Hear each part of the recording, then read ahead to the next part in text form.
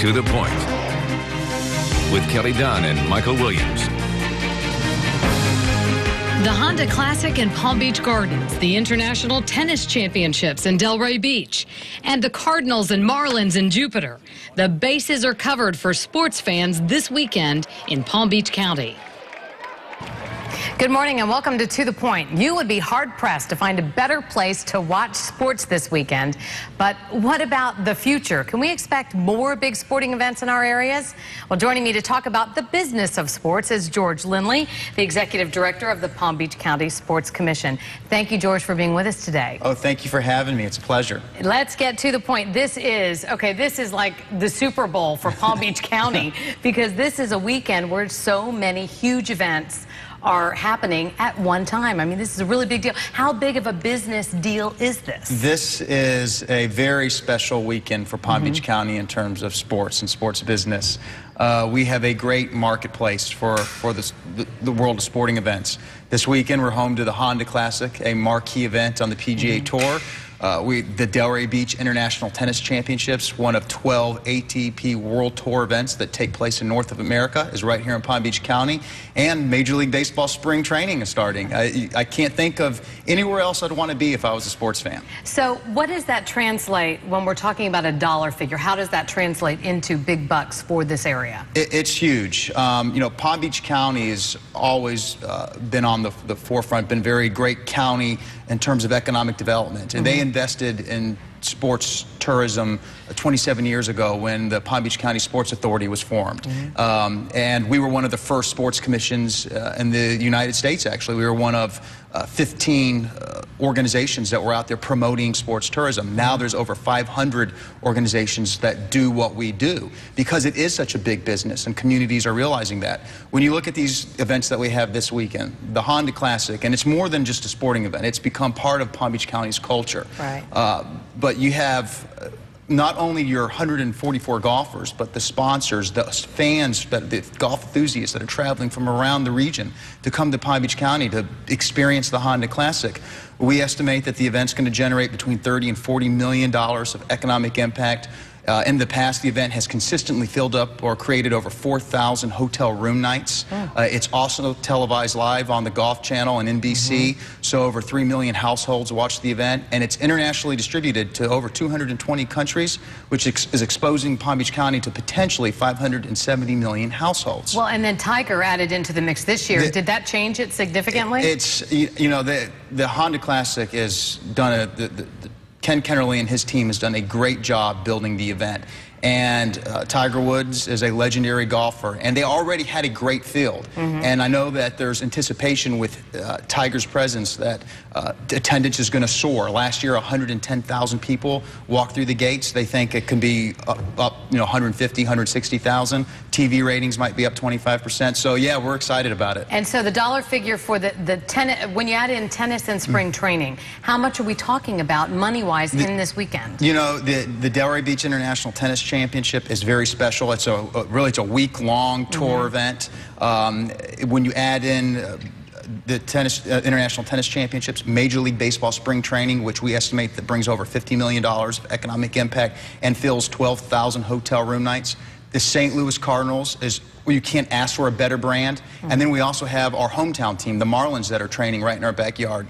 You're looking at probably close to $100 million of economic impact that's being generated because of sporting events. In a down economy, are ticket sales really affected or not? I mean, do people just kind of make room in the budget when there's something special like this going on?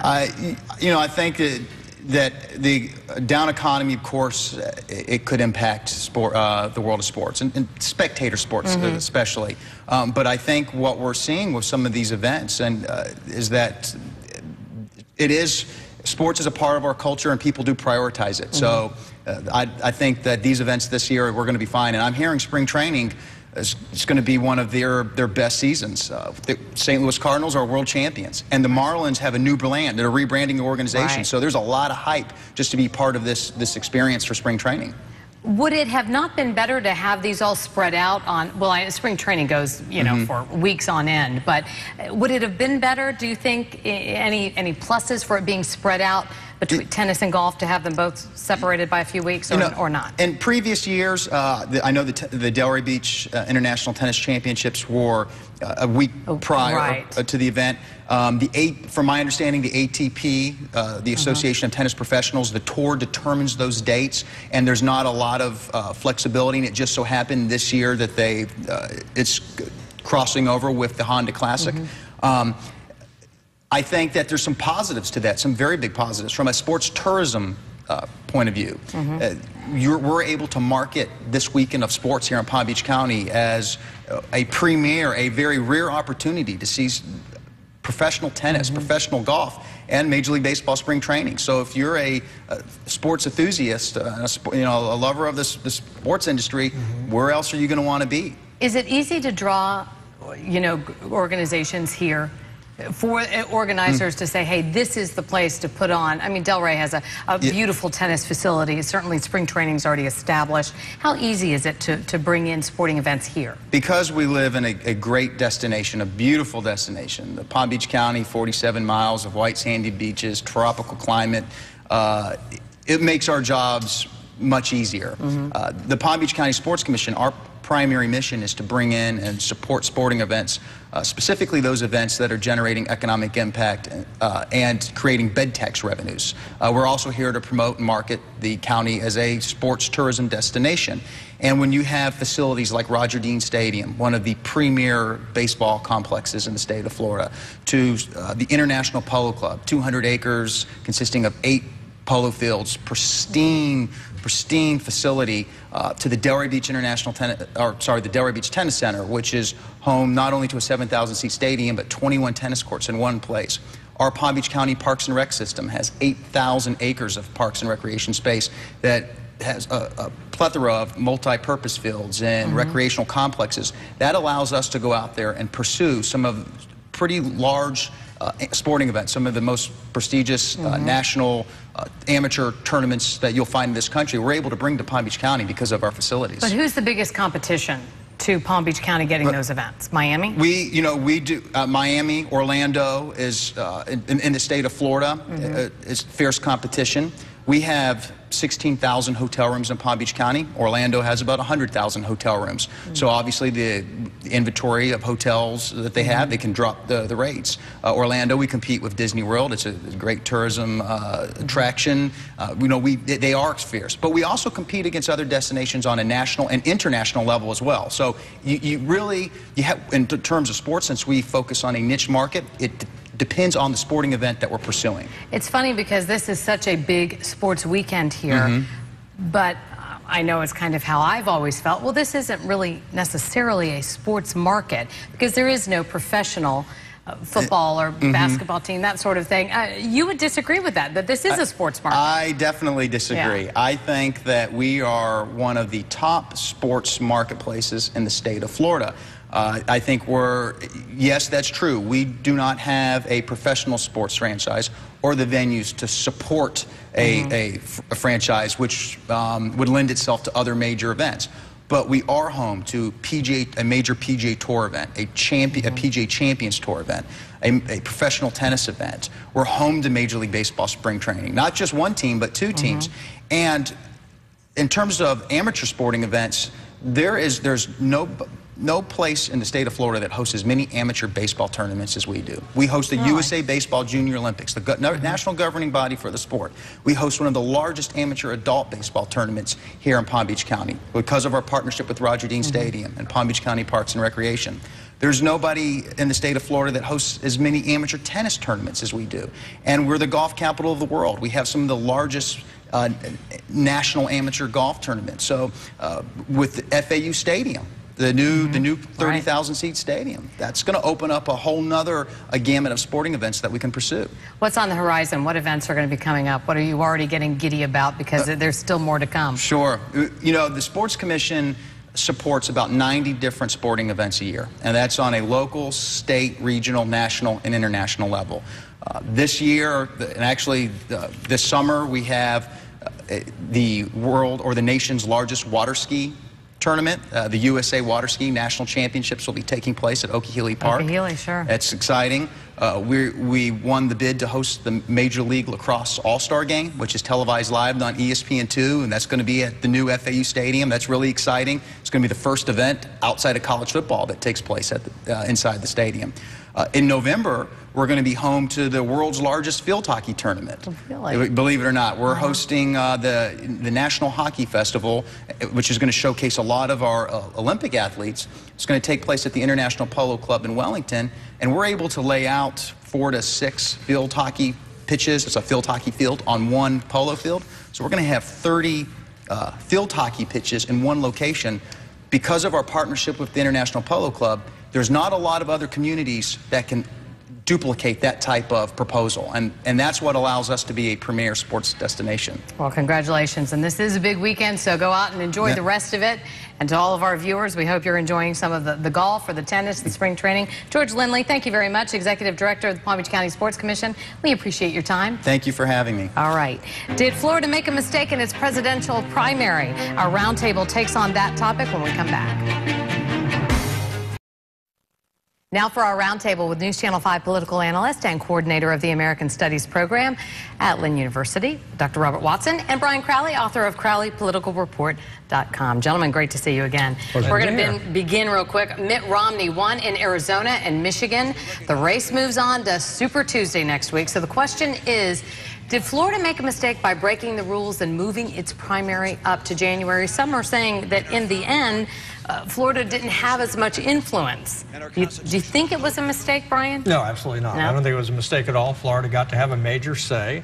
It was important, I think, for the nation that after these smaller states had their chance, that we very quickly moved on to a large state, and Florida, why not Florida, where we could test all of the various demographics that there are in the Republican Party. You know, the fact that Mitt Romney was ultimately not able to close the deal as he's marched through this primary is not because of the Florida primary. It's because Mitt Romney has not been able to close the deal in most of these states. And even his victory in Michigan was a hollow victory. If you win your own home state by just a few points, it's really not much of a victory. When you've outspent the other guy, I don't remember what the exact numbers are, but usually outspent him. So this thing is plodding on, but I think Florida did the right thing and should do it again in the future. Yeah, you know, I'm mixed on it. I agree with everything Brian said, and I think from Florida's perspective, it was the right thing to do. We made millions of dollars in all the negative ads that were spent down here in Florida. We made tens of thousands, hundreds of thousands of dollars in all the hotel rentals, restaurants, rental cars of everybody coming into Florida for that. However, this is the second in 2 consecutive elections. Florida's political parties have misbehaved and not listened to the national party rules. So it's helped us economically, it helped us politically, but we have a black eye, a shiner, you know, in the national image, if you will. Having said that, I can't imagine a scenario in 2016 or 2020 when we're not one of the first states. So in the end analysis, I would agree with Brian. Well, here's something that the pundits are loving to talk about right now is that the talk of Republicans having a brokered convention in Tampa. Do you think there's a chance of that happening? Well, I'm sure there's a chance that it's going to happen. And I think that, you know, one of the interesting things that came out of Michigan is that Romney got 15 delegates and Santorum got 15 delegates. If they keep going along like that, there's certainly a potential for a brokered convention. Most political writers and observers would love to see a brokered convention just for the drama of it all. But, you know, but just about every prediction that has been made about these primaries for the last year has been dead wrong. So it's hard to... Except those made here on WPTV. Right here. Exactly. So it's you know, you can create a whole bunch of different scenarios that allow Romney to win, that allow Santorum to win. You know, there's a lot of talk among some Republicans. They still dream of having somebody like Jeb Bush jump into the race. No, he's not. So there's all sorts of scenarios out there, and we'll see what happens. But yeah, I think there's a reasonable chance there could be a brokered convention. Yeah, you know, no one thought there would ever be another brokered convention in the last few decades. It was just impossible. If ever there was a year for it, though, this would be the year. I agree with Brian. I wouldn't put money on it. However, There is a possibility. You need 1,144 delegates to get a majority and put this thing to bed. It's going to be tough to do that since these early states are dividing their delegates proportionally. Like Brian said, Romney wins Michigan, but they split it. Romney won Wyoming, but they split the delegates. And with a crowded field, if Gingrich has a good showing on Super Tuesday, wins 2-3 states, if Ron Paul can manage to steal a state or two, if Santorum wins a state or two, they're dividing the delegate count. And there is an outside possibility, and boy, that is going to be fun. I'm going to let WPTV fly me to the convention so I can cover it from the floor, because it is going to be very interesting. I will have our people talk to your people. Okay. Absolutely. The president, meanwhile, had a special dinner this week. He and the vice president hosted a dinner at the White House, and the guests of honor were members of the military who served in Iraq and their families, and he thanked them for the sacrifices they made. Will the military and the war in Afghanistan continue to be big issues in the presidential campaign? What do you think? Well, those issues seem to have been eclipsed in recent weeks. Sure. I think that the burning of the Koran, which was obviously a huge mistake, is troublesome. Frankly, not just because of the burning of the Koran, but because of the results of that. I mean, the riots that have taken place in Afghanistan, the killing of American and NATO soldiers and others. Frankly, my reaction immediately was, let's leave. Let's get out of there. I mean, if the reaction to this mistake, after all the time that we've invested in Afghanistan to try to help those folks out, is to turn around and kill our troops, my first reaction is, I'm done with it, let's leave. Now, that's obviously not the practical thing and maybe not even the right thing to do, but I think a lot of people may start feeling that way if this continues to escalate, and I think there could well start to be later on in this campaign some real questions as to whether or not we should continue to stay in Afghanistan in any shape. Never mind, leaving a few troops there. I mean, pulling out entirely. Are any of the candidates even talking about it? Well, that's the thing. We're not hearing any questions about it. In the debates, you didn't hear questions about it. Middle East peace, the Arab Spring, what's happened in Iraq, developments in Afghanistan. It's a non-issue. Now, having said that, here's how it is an issue. On one hand, I agree with Brian, it is all about the economy. But here's where it is an issue. Every 4 years, the one major trump card that the Republicans were able to lay down was national security. Republicans keep us safe. They have the strong national security policy, even if the Democrats beat them on energy, environment, senior issues, health care, and everything else, according to public opinion polls. But with Obama getting us out of Iraq, a number of national security, foreign policy, and war and terrorism successes, Obama's taken that off the table. Now, the other way that it could be a potential issue is we don't know what's going to happen with Iran. We still don't know what's going to happen with the whole entire Arab Spring and Syria. If any of these issues boil over and become an issue, I think it could continue to help Obama because he has such a proven track record on national security, and none of the Republicans have any credibility or gravitas on the issue. Well, speaking of President Obama, how's he doing in Florida, and how is this kind of Romney-Santorum kind of, horse race, isn't it benefiting him in the long run? Well, I mean, the interesting thing about that is it's less that Obama is doing well than the Republicans are busy shooting each other in the foot. Santorum, in raising a whole host of social issues, questioning the value of going to college, and a couple of the other major issues that he's raised, some people, it kind of jerks their head back a little bit, and they're not. I mean, what's the political issue about people going to college? I mean, there is none, and I think that whatever rise we may be seeing in Obama has more to do with people listening to some of these statements and some of these things that are going on that are not, pocketbook issues that people are dealing with. Right now people are looking at gas prices and they're like, gosh, what's going to happen to gas this summer? They don't care about some of these issues. I mean, there's a group that do, but I'm talking about the independents and the veterinary, and I think that some of those folks are at least giving Obama a second look out of fear of what's coming out of the Republicans. I agree with Brian. Short answer to your question, absolutely, positively. What we've seen is, as Santorum goes up, Romney's going down, but that's the misconstruing of the data. It's as Romney's made mistakes that propelled Santorum. Nothing he did correct. And then as Santorum's going down, that brought Romney back up. And as we look at the head-to-head with Obama, Obama might not do anything in 2 weeks, but he rises in the polls because the Republicans have made mistakes. So, yes, the longer this drags on, the bloodier it is, the more debates the Republicans have. Advantage, advantage, advantage, Obama. All right, we'll be back to wrap it up in just a moment. Time now for the ever-popular Watson wrap-up and Crowley closer. Robert, we'll begin with you. Who needs a Super Bowl when you have Super Tuesday coming up this week? Super Tuesday was first established in 1988 as a way of taking momentum out of those early states like Iowa. We have 10 states campaigning. Over a third of all the Republican delegates needed to win this primary will be cast on Tuesday, so stay tuned. And, excuse me, Ryan. I'll be whoever you want me to be, Kelly. He's a pretty handsome fellow, isn't he? Well, two developments last week in Florida races. In the congressional race, Marco Rubio endorsed Adam Hasner in the seat formerly held, or still held, but he's leaving, by Ellen West.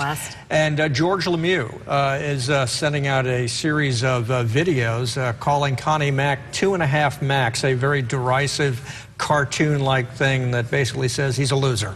So it's going to be a very ugly U.S. Senate race. Yeah, it's already been getting there. Now we're really going downhill. All right, thank you very much, Robert, Brian, for joining us today. Thank you for making us part of your morning here on To The Point. If you'd like to send a comment, just go to WPTV.com and click on the political link. Have a great Sunday. Bye-bye.